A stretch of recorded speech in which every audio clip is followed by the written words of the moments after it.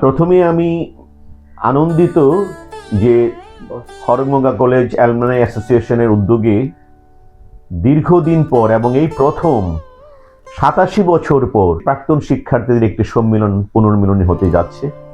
এটা কি বলবো, আবেগে আপ্লুত হওয়ার মতো একটি ঘটনা।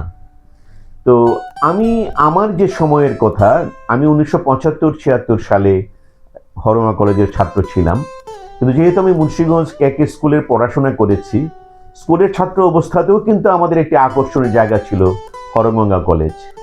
এবং হরগঙ্গা কলেজে আমরা যখন পড়েছি তখন প্রবাদতুল্য বেশ কিছু শিক্ষক ছিলেন, যারা শুধু কলেজেরই শিক্ষক ছিলেন না, তারা মুন্সিগঞ্জ শহরের শিক্ষক ছিলেন। সমস্ত কিছুতে তাদের বিচরণ ছিল এবং সমাজে তাদের অবস্থান ছিল অনেক উচ্চে।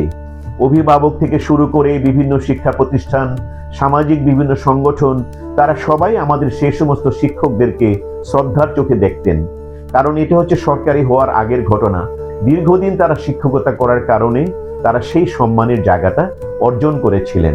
তার মধ্যে আমি বলবো সুনির্মল চক্রবর্তী, মলয় স্যার, জয়ন্ত সান্যাল, মনসুর আলী মোল্লা, মহসিন স্যার, ওনারা ছিলেন প্রবাদতুল্য। তাদেরকে সবাই আমরা রেসপেক্ট করতাম। আরেকটি জিনিস আমি বলি, ঢাকা শহর মুন্সিগঞ্জের খুব কাছাকাছি হওয়াতে প্রচুর স্টুডেন্ট মুন্সিগঞ্জ থেকে ঢাকায় পড়াশোনা করত, কিন্তু যারা প্রবাদতুল্য খেলাধুলা, কালচার, বিভিন্ন কিছুতে হরগঙ্গা কলেজ কিন্তু লিড দিয়েছে। সাঁতারে মোশাররফ সাহেব আমাদের সিনিয়র, উনি চ্যাম্পিয়ন ছিলেন সারা বাংলাদেশে এবং প্রবাদতুল্য সাঁতারু ছিলেন। শাহ আলম ভাই, উনি 100 মিটার স্প্রিন্টে বাংলাদেশের চ্যাম্পিয়ন ছিলেন।